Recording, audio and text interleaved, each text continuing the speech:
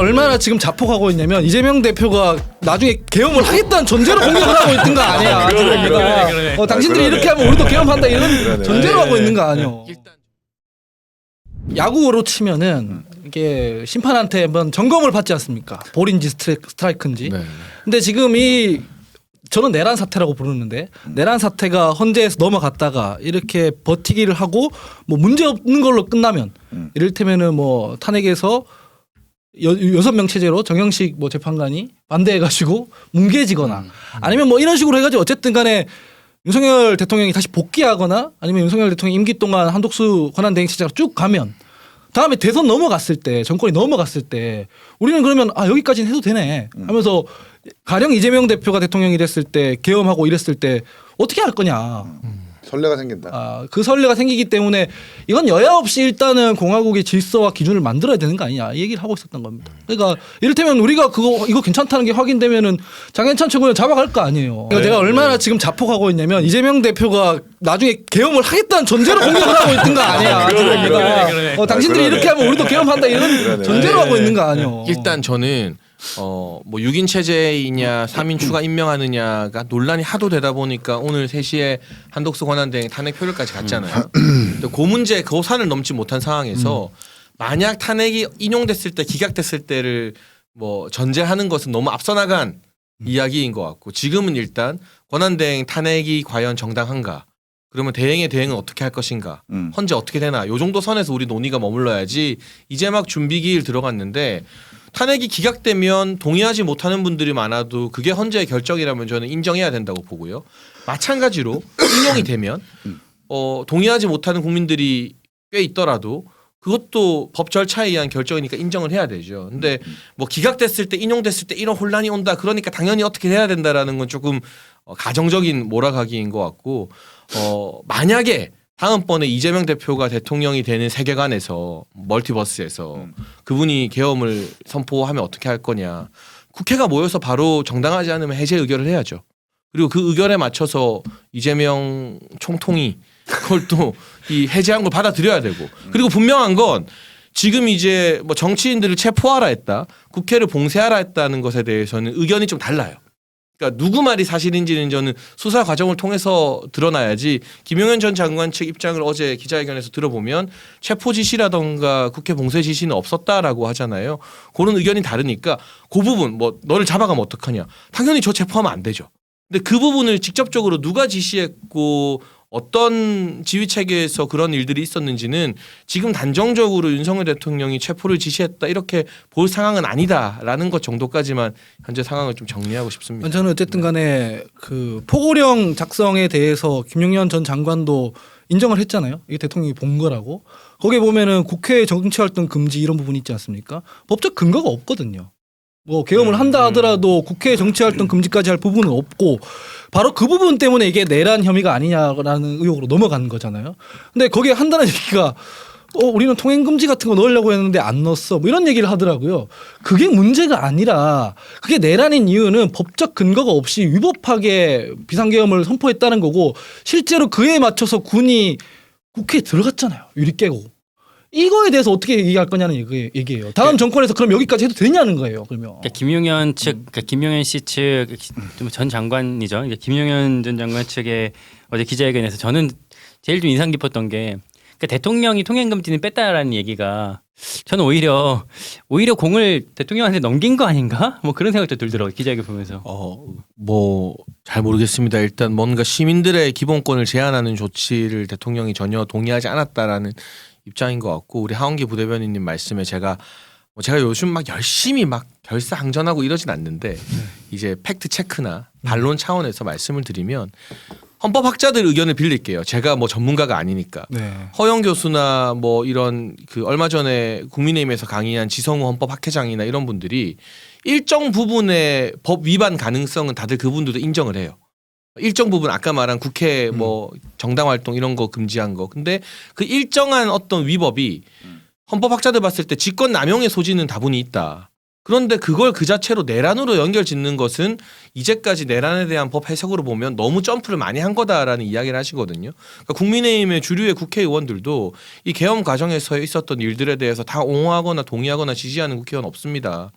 이철규 의원도 한동훈 대표 있을 때 의원총회에서 마이크 잡고 여기 개헌 찬성하는 사람 아무도 없다. 근데 이걸 내란으로 단정 짓는 것에 우리가 반대할 뿐이다라는 이야기를 했거든요. 그러니까 방금 말씀하신 그런 행위들까지도 용인된다가 아니라 제 의견 아니고 대표적으로 우리가 이야기할 수 있는 허영 교수님 같은 경우도 그런 부분들은 일정 위법의 소지가 있고 직권남용의 소지가 있으나 그게 곧 내란이라는 이건 너무 어마어마한 단어라서 그걸로 연결되기에는 한 지역에 안온함을 해치는 폭동이나 폭력 행위가 있었다고 보기에는 좀 무리가 있다라는 의견도 있다라는 점. 그래서 국민의힘에서 이건 내란으로 단정짓지 말라라고 한다는 점. 그 차이가 있다는 거죠. 세 가지만 그러면 짧게 반론드리면 시민의 기본권 해치지 안 하려고 했다는 취지다 이렇게 말씀하시는데 포고령에는 의사들 처단하겠다는 내용도 있거든요. 의사들 시민이잖아요. 그래서 저는 그것도 안 맞는다고 생각하고 내란인지 아닌지를 평가하는 건 헌법학자들이 아니죠. 수사기관 그리고 헌법기관에서 해야 되는 거죠. 그래서 그거를 판단받으려면 대통령이 수사에 적극적으로 응해야 됩니다. 자신이 있으면은. 그래야 되죠. 근데 뭐 소환통보에도 응하지 않잖아요. 보통 일반인 같으면은 윤석열 검사였으면 이 정도 했으면 구속영장 쳤을 거예요. 그러니까 헌법학자들 의견을 들을 게 아니라 그게 진짜 내란이 아니라고 생각한다면 당당하게 수사에 협조하고 응하면 된다. 방어를 그렇게 하면 된다. 세 번째. 그 얘기대로라면 국가기관인 헌법기관인 헌법재판관들 임명해서 9명 전원 체계로 그 가결을 받아내면 되는 거예요. 탄핵 가결을. 근데 그렇게 안 하잖아요. 방탄을 하면서 뭐 헌법재판관 누가 이랬다더라 저랬다더라 이런 식으로 방어를 하고 있으니까 이제 제기하는 문제인 거죠. 그러니까 이 내란 우리가 내란이라는 얘기를 많이 쓰는데 저희도 사실 저희 회사 차원에서 이 사태는 12.3 내란 사태라고 이제 규정을 하고 들어가고 있습니다만 계란 아니고요. 네. 너무 좀 딱딱해져가지고 좀 네. 한마디 던졌습니다. 이 내란 형법상 내란인지는 말씀하신 것처럼 이제 수사기관 그리고 또 재판을 통해서 드러내야 되는 지점인 것 같고 오늘 좀 잠깐 봤으면 하는 지점이 한덕수라는 인물의 고민과 입장 이런 것들인데 어쨌든 어제 기자회견을 하면서 본인의 입장을 좀 명확히 한 거 아닙니까? 김영현 장관이요. 한덕수 총리. 대국민 담화. 네. 네. 담화하면서 나는 이거 언제 헌법재판관 임명 못하겠다라고 지금 이제 입장을 낸 건데 한덕수는 어떤 고민에서 이런 것들을 하게 됐을까? 어제 그런 얘기는 했어요. 개인의 거취나 영역은 중요하지 않다. 뭐 이런 뭐 공직자로서의 뭐 나름대로 입장을 얘기를 했었는데 과연 그것만 있을까? 아까 말씀하신 것처럼 약간 정치인적인 고려는 있지 않았을까? 저희가 지난주 방송 때 한덕수 총리 그 인터뷰 얘기했잖아요. 네. 이 공직자로서 마지막 공직을 총리로 잘 마무리하고 싶다라고 인터뷰한 만큼 이제 윤석열 대통령의 국정 운영과 그 궤를 항상 같이 해왔기 때문에 민주당의 저런 어떤 본인의 말대로라면, 그러니까 김용현 장관의 기자회견문에서의 표현대로라면 폐악질을 상당히 좀 안 좋게 생각했던 것 같아요. 그러다 보니까 사실 헌법재판관을 임명해버리면 본인을 총리로서 기용해준 대통령 탄핵에 대한 인용이 더 가까워지기 때문에 그걸 막기 위해서 재판관을 임명하지 않겠다라는 정치적 판단이 깃든 거지. 그래서 아마 어저께 그 담화에서 그렇게 밝힌 것 같고 저는 뭐 계엄이나 내란에 대해서 각자의 정치적 주장이니까 그건 나중에 헌법재판소에 판단한다 치더라도 이제 내란이라고 하는 거는 형법상에 나와 있잖아요. 국헌을 문란케 하는 것. 국헌을 문란케 한다라는 건 헌법에 의한 기관의 권능을 잠시라도 무력케 한다라는 그 시도가 내란인 건데 결국 전시나 사변일 때도 국회는 그대로 둬야 되는 건데 윤석열 대통령이 군부대를 통해 가지고 진압하려고 했던 건 팩트잖아요. 그렇기 때문에 야권에서 지금 거의 단정적으로 내란이라고 얘기하는 거고 개혁신당도 마찬가지이다. 그런 의미에서 한덕수 총리가 사실 그거를 엄호하고 두드라는 건 바람직해 보이지 않는데 본인도 이제 계속 총리로서 지금 몇 년 동안 같이 해왔던 거잖아요. 민주당이 일단 23명의 탄핵 국면 그 폐악질에 대해서 본인도 이견이 있었기 때문에 끝까지 아마 윤석열과 그 궤를 같이 하기 위해서 재판관 임명 안 하고 그렇게 담화를 밝힌 건 아닌가 싶어요. 본인도 결국 수사를 받아야 되는 입장인 거잖아요. 그렇죠. 저 말을 요약하면 방탄하고 있다는 얘기 아니에요? 맞아, 그거예요. 정확하게 그거예요. 그 방탄이 결국 본인한테도 이익이 되기 때문에 하는 거다. 그러니까 거기까지는 생각하지 않을 것 같고 결국 정치적 고려, 정치적 장래를 고려하기보다는 그냥 나를 인정해준 총리 대통령으로서 그 사람 끝까지 따라가겠다라는 나름의 소신인 것 같아요. 근데 그 소신이 이제 옳지는 않지 외부에서 봤을 때. 근데 이재명을 방탄하듯이 윤석열을 방탄하는 두 방탄의 충돌이다.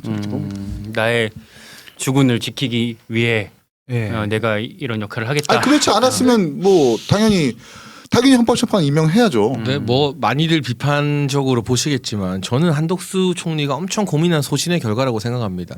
윤석열 대통령을 주군이라고 여기기에는 한덕수 총리가 이미 총리를 해봤던 분이고 사실은 노무현 정부 공직사회나 민간에서도 누릴 걸 다 누렸던 분이고요.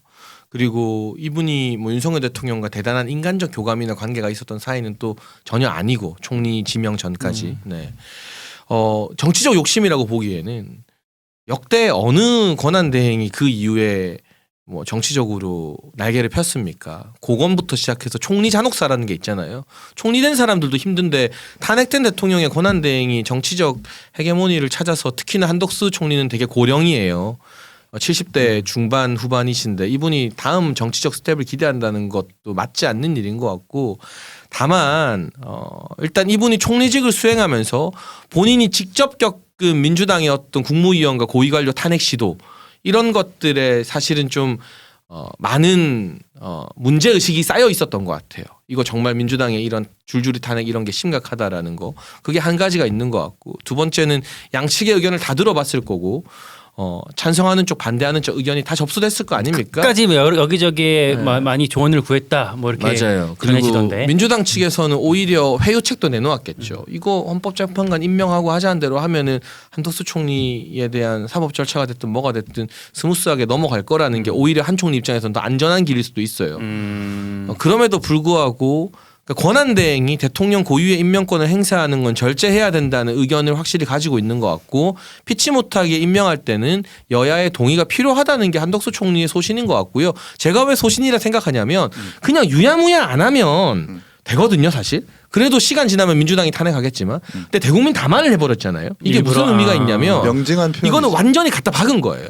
그냥 뭐 입장문으로 이렇다더라 저렇다더라가 아니라 본인이 직접 카메라 앞에 나와서 담화를 때렸다는 건 이거 내 철학이다라고 되게 세게 대못을 박은 거고 이게 또 어떤 정치적 효과가 있냐면 최상목 2주호로 넘어가도요. 이 담화가 기준이 됩니다.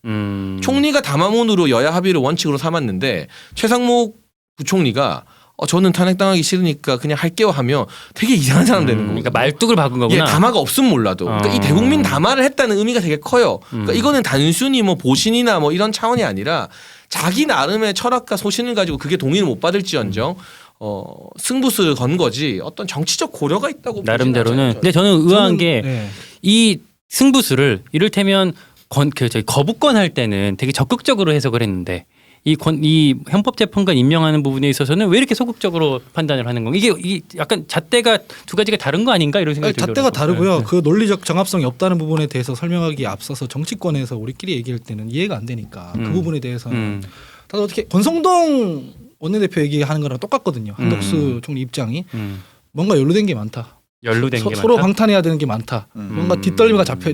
방송에서는 잘 안 하지만 우리끼리 얘기할 때는 백사이드 얘기를 많이 하잖아요. 뭔가 뒷덜미 잡혀 있는 게 있겠구나 이런 추정을 많이 합니다. 뒷덜미 잡혀 있는 게 있다. 같이 오래 했으니까 최상수 총리잖아요.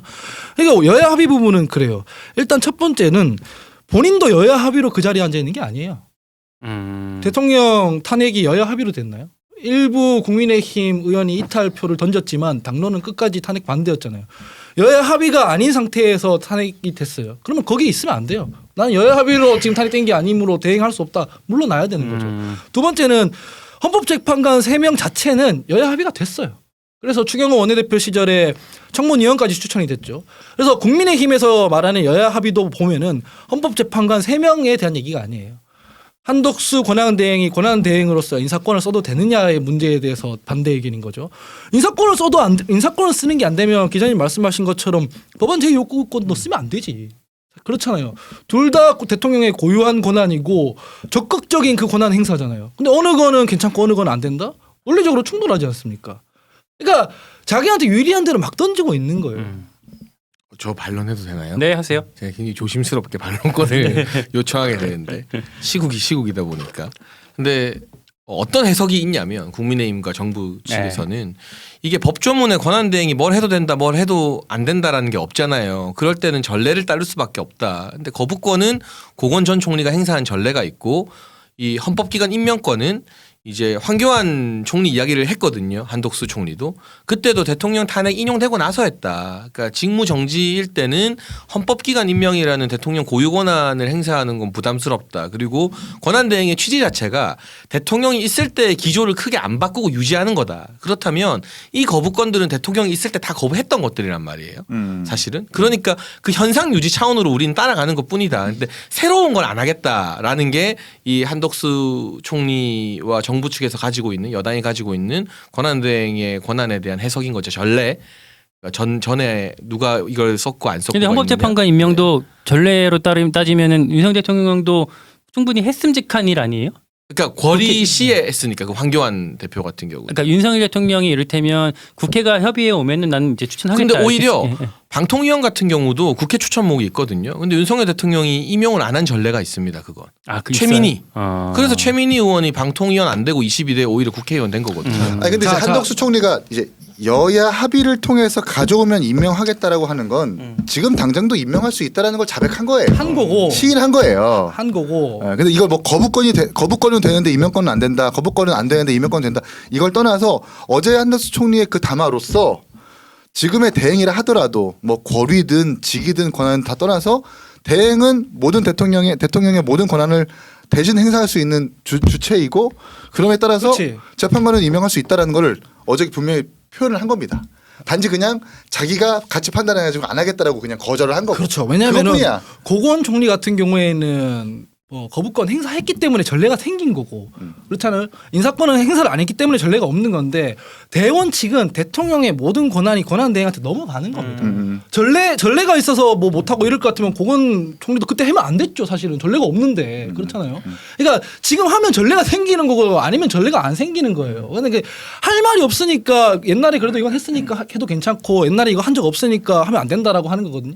그게 말이 안 되지 사실은. 그러면 권한 대행이라는 게 있을 필요가 없죠. 근데 그거는 또 저는 생각이 좀 다른 게 그 다수의 헌법학자들이 권한 대행 같은 경우는 권한 행사를 최대한 절제하고 자제해야 되는 게 원칙이다라고 이게 박범계 장관이나 추미애 장관 등이 지난 정부 때 말씀하신 내용이잖아요. 그러니까 이게 결국 그러면 그때는 너네는 임명하라고 하지 않았느냐라고 서로 정치권의 입장이 180도 바뀌었으니까 이게 제 얼굴에 침뱉기가 되는데 저는 권한 대행이 무조건 대통령 권한 그대로 다 행사할 수 있다. 이거는 이 헌법재판관 임명 국명과는 무관하게 그거는 좀 헌법학자들이나 이 다수의 의견과는 좀 배치되는 이야기인 것 근데 같아요. 뭐 다수의 헌법학자들이나 헌법재판관 그럼 제가 만약에 한 번만 양보할게요.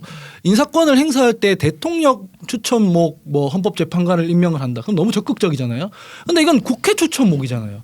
대통령이 임명하는 그냥 행정상의 형식 절차일 뿐이잖아요. 그러니까 국회가 지명하고 대통령이 마지막에 임명만 하는 절차다. 그러니까 헌법학자들이라든가 헌법재판소라든가 이런 부분에 대해서도 국회목 추천 뭐 재판관 임명하는 거에 대해서는 적극적인 권한 행사가 아니다 해야 된다고 하잖아요. 그러니까 이런 부분에서까지 안 하고 있다는 것. 근데 저는 국회 추천목 헌법재판관을 임명 안 하면서 그 다른 고유 권한인 뭐 법률안 제의 요구권을 적극적으로 쓴다? 논리적으로 안 맞는다고 생각합니다. 이것도 제가 보론만 하면 몇 가지만 하고, 몇 가지만 하고. 2017년에 대통령 임명 몫이 아니라 대법원장 임명 몫에 대해서도 황교안 보고 하지 말라고 이제 그 당시 박범계 장관들이 명확하게 기재했어서 그거는 누구 몫이냐가 아니라 마지막 도장 찍는 임명권에 대해서는 함부로 행사하면 안 된다는 게 그 당시에 이 의견이었다라고 밝힌 바가 있어서 그건 누구 몫이냐라기보다는 이 임명권을 일종의 요식행위로 볼 것인지 아니면 최종 임명 이전에 대통령이 마지막으로 결재를 하느냐 마느냐 검토하는 최후의 절차로 볼 것인지에 대한 시각 차이가 있는 것 같은데 제가 앞서 예시드렸던 방통위 같은 경우도 국회 추천목이 있고 최민희 의원이 추천됐을 때 민주당 주장대로 이게 요식행위라면 그냥 대통령이 도장 찍었어야 되지만 뭐 이해충돌 혐의 이제 의혹들이 있어서 최종적으로 도장을 안 찍었거든요. 그러니까 우리가 이 법에 명시된 대통령의 임명권이라는 게 대통령제 하에서 결코 요식행위일 수는 없다. 그 자체가 또 하나의 넘어야 될 관문이다라는 입장을 지금 이 여권에서는 견지하고 있는 것 같아요. 자 여기까지. 그러니까 정리를 좀 할게요. 절차에 대한 얘기를 우리가 계속 하다 보니까 사실 절차에 대한 얘기를 하다 보면은 상호 간의 뭐 일관성이 깨지는 지점이 분명히 발생하고 또 명분들을 분명히 찾다 보면 뭐 하나 있습니다. 그러다 보니까 이런 주장이 계속 엇갈리게 이렇게 반복될 수밖에 없는 것 같고 아마 이제 이 방송을 보시는 시청자분들이 나는 저게 더 맞는 것 같은데 저 말이 맞는 것 같은데 개개의 좀 평가가 있으실 것 같아요. 그 평가는 평가대로 여러분들이 하시기에 좀 저희는 열어놓고 가는 게 좋을 것 같고 다만 한 가지 한덕수는 이 선택을 했다. 이 정도까지는 우리가 정리를 해서 말씀을 드릴 수 있을 것 같습니다.